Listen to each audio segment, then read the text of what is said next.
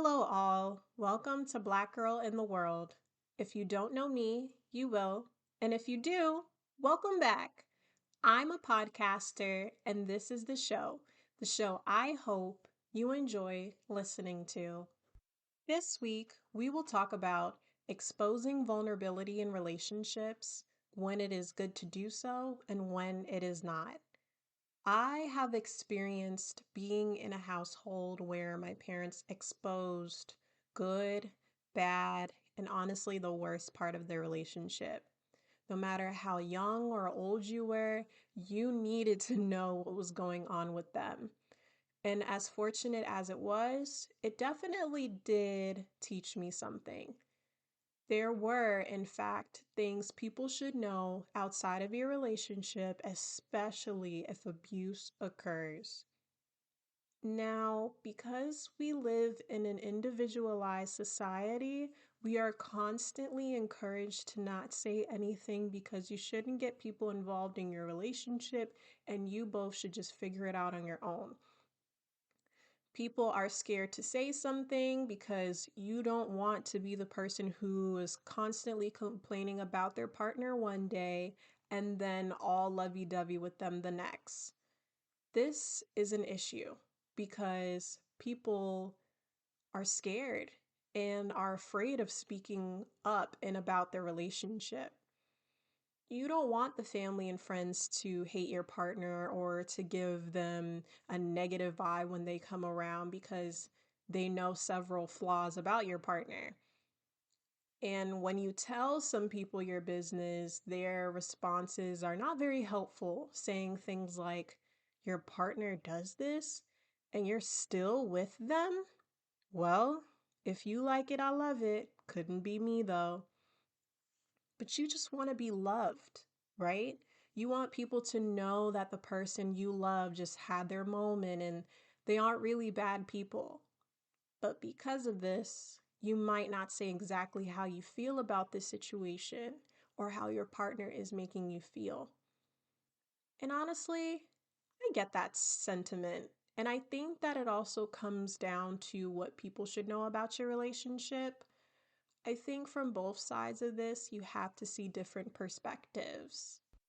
As the family and friends that we speak to about our issues in our relationships, we have to sort out what is dangerous and what is serious. What I mean by that is using serious as a positive thing and dangerous as a negative. For example, a family member or friend spoke to you about this relationship issue because it caused them to feel an emotion to make them speak to you about it, right? They needed to talk to someone about the emotion they are feeling.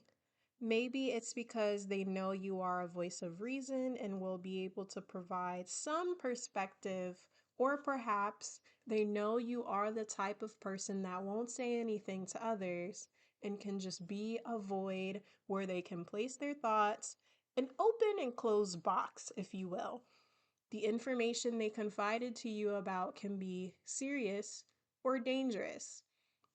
I think seriousness is a good thing because they took the time to share with you what's going on, regardless of whether it will change the trajectory of their relationship or not.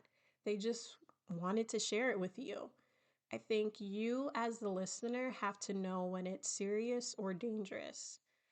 Don't make the person who calls you about their problem your problem unless it is necessary where they need to leave their relationship immediately.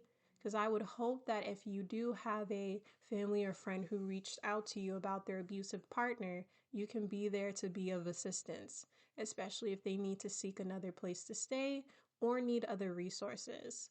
But when it's serious, you can listen, maybe say your piece about the situation in given the opportunity by them, if given the opportunity, and go about your day without worry. But at the end of the day, yes, it was a serious topic because they told you about it, but you should not be surprised if you see them with their partner enjoying the nice summer breeze together the next day. As a third party, try not to take these things to heart. With that being said, you do have to be very, very careful with what you say during these conversations because, like I said previously, we shouldn't be surprised if we see them cuddled up the next day. So, as your family member or friend is airing out their frustrations to you, and you also agree by doubling down and saying that you didn't like this person and never did from the beginning, this just confirms that they are bad people on top of more things. And now there's this weird tension between you, your family member or friend, and their partner when the person literally called you about their problem to begin with. Maybe this could even affect your relationship with your friend or family member because how dare they provide this open shared space with you to air their frustrations out, to talk about their partner, only for them to talk about it that night and kiss their problems away the next day. But this is reality. These things happen. So we have to figure out in that moment when we are the chosen ones to hear relationship talk, what we are going to say, how that may benefit the relationship if given the opportunity, or say nothing at all and just be the void. For the person who reaches out venting about their partner, I think we need to talk about boundaries. Yes, this is a boundary thing, and I'll tell you why. I think you have to realize how to talk about your partner while talking about your partner. I know I confused y'all on how I said it. But you can't go calling your people and calling your partner all kinds of nasty names and describing them in the worst way because you are upset. Because then, how's your family and friends supposed to have respect and see value in your partner and this relationship? And then, you having the nerve to be booed up with them the next day and say, oh, well, I didn't mean it, or when people are upset, they say nasty things, so I am allowed to do that and say that. We want to rage out every once in a while, you know? And hey, I get mad sometimes too. I think that to some extent of that response might be true. Times are hard, but you have to know when too far is in fact too far and not make it a habit to go over the edge like that all the time.